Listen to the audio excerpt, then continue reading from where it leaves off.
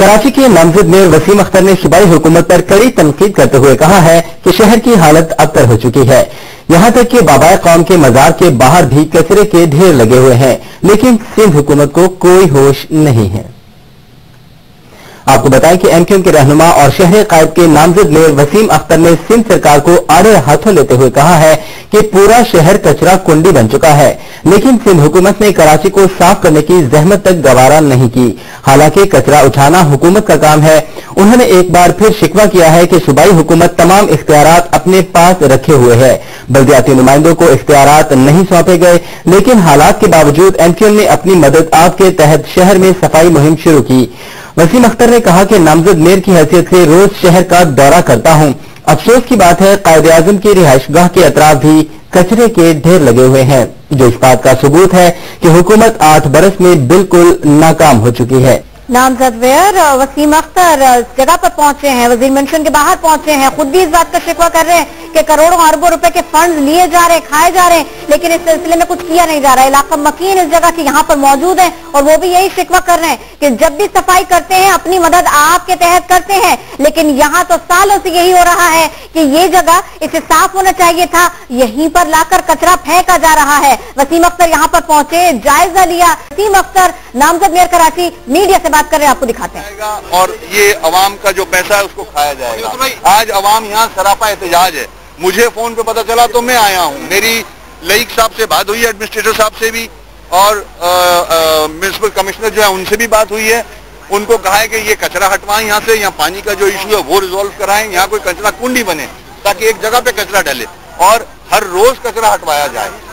अब वो ट्रक्स वो गाड़ियां कहाँ जाती हैं हमें नहीं पता, उसका डीजल कौन खा रहा है हमें नहीं पता, उनके पैसे कौन खा रहा है, मगर यहाँ अवाम को मुश्किलात हैं। यहाँ मस्जिद है, कायदे-आज़म साहब का घर है, लोग मुश्किल में हैं।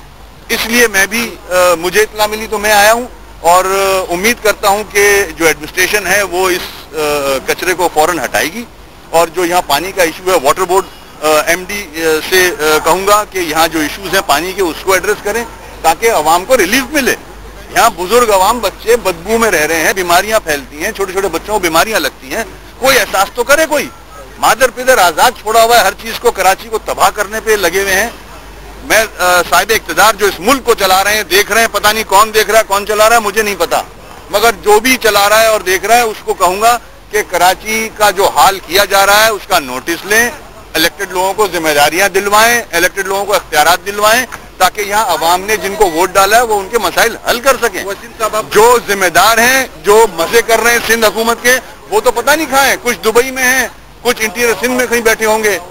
तो ये हुकूमत का काम है अवाम को रिलीफ दिलवाना। जो है 5 से 6 महीने हो रहे हैं कि अलर्ट हुए हैं, अभी तक इन लोगों को बेख्तियार रखा हुआ है और साथ में फंडिंग भी नहीं है, तो किस नजर से देख रहे हैं आप इसको? आपको पता है, मुझे पता है कि फंडिंग कहाँ जा रही है। अरबों रुपया, खरबों रुपया सिंध का खाया जा चुका है, इंटीरियर सिंध तबाह हो चुका है। अब इन्होंने रुक किया है कराची हैदराबाद का, उसको तबाह करना चाहते हैं। आज अवाम देखें, ये देख लें, चीख रहे हैं सब। अच्छा, तो ये क्यों चीख रहे हैं? इसीलिए चीख रहे हैं कि अवाम मसाइल। ये बताइएगा कि कायदे-आज़म की जो जाए पैदाइश है, दुनिया भर के नुमाइंदगान यहाँ पर आते हैं, तो क्या मैसेज जाता होगा? अब आप खुद सोच लें कि बानी है पाकिस्तान का, उसके घर का ये हाल है, उसके घर के नीचे कचरे का ढेर है, तो अवाम का क्या हाल होगा? इस मुल्क पे हुकूमत की है, उनसे सवाल किया जाए कि ज़ियारत में कायदे-आज़म साहब का जो रिहाइशगाह थी उसको आग लगवा दी, दहशतगर्दों से बम ब्लास्ट करवा दिए। कराची में जो वजीर मेंशन है कायदे-आज़म मोहम्मद अली जिन्ना साहब का जो घर है, रिहाइशगाह है, उसको कचरे का ढेर बना दिया। तो अब कौम पाकिस्तान की सवाल करे इन लोगों से जो हुकूमत कर रहे हैं, खासतौर पर हुकूमत सिंध, जिनकी जिम्मेदारी बनती है कि इस पाकिस्तान का 8 ईयर्स में 68 सालों में क्या हासिल किया इन्होंने, और अपने महल बनाए हैं सिर्फ। तो सूबे सिंध की जो हुकूमत है वो आपके सामने ही है, जिस तरह से पूरे सिंध को तबाह कर रही है, कर चुकी है, बल्कि अब वो कराची और हैदराबाद का रुख किया उसने, तो चाहती है कि कराची भी इसी तरह तबाह हो। ये मैं समझता हूँ मुल्क दुश्मनी है, पाकिस्तान दुश्मनी है कि कराची दुनिया का 6ठा बड़ा शहर, पाकिस्तान का सबसे बड़ा शहर, शहर जिसकी वजह से पाकिस्तान चल रहा है, पाकिस्तान की इकोनॉमी चल रही है, सिंध की इकोनॉमी चल रही है, उसको साजिश के तहत उस शहर को तबाह करना चाहते हैं। ये पाकिस्तान के दुश्मन है। असल रॉ के एजेंट ये हैं जो ये काम कर रहे हैं, असल रॉ के एजेंट ये हैं। वसीम साहब यहाँ पर ये भी बताइएगा, माफ कीजिएगा कथा कलामी के लिए, ये बता दीजिएगा कि अगर इख्तियारात मुंतकिल हो जाते, बलदियाती निज़ाम नाफिज हो जाता, सूरत हाल में बेहतरी आ सकती थी। जाहिर है इख्तियारात जो इलेक्टेड लोगों को मिलेंगे तो वो काम करेंगे। उनके पास तो कुछ नहीं है जिसको अवाम ने इलेक्ट करके सामने लेके आए हैं, उनको तो इख्तियारात दिए नहीं जा रहे। सारे इख्तियारात को अपने पास रखा हुआ है सिंध हुकूमत ने, सेंट्रलाइज किया हुआ है। ये चाहते ही नहीं है कि पावर जो है वो ग्रास रूट लेवल पे, निचली सतह पे मुंतकिल किए जाएं, क्योंकि इनकी फिर इजारादारी, इनकी पावर खत्म होती है। वसीम साहब, यहाँ पर एक अजीब बात सामने आई कि अगर कोई शख्स वज़ीर आला हाउस के सामने लाकर कचरा फेंकता है तो उसे जेल कर दी जाती है, लेकिन यहाँ पर वज़ीर मेंशन बाबा कौम के घर के सामने कचरा जमा है, लेकिन कोई नोटिस नहीं ले रहा। इस पे क्या कहेंगे?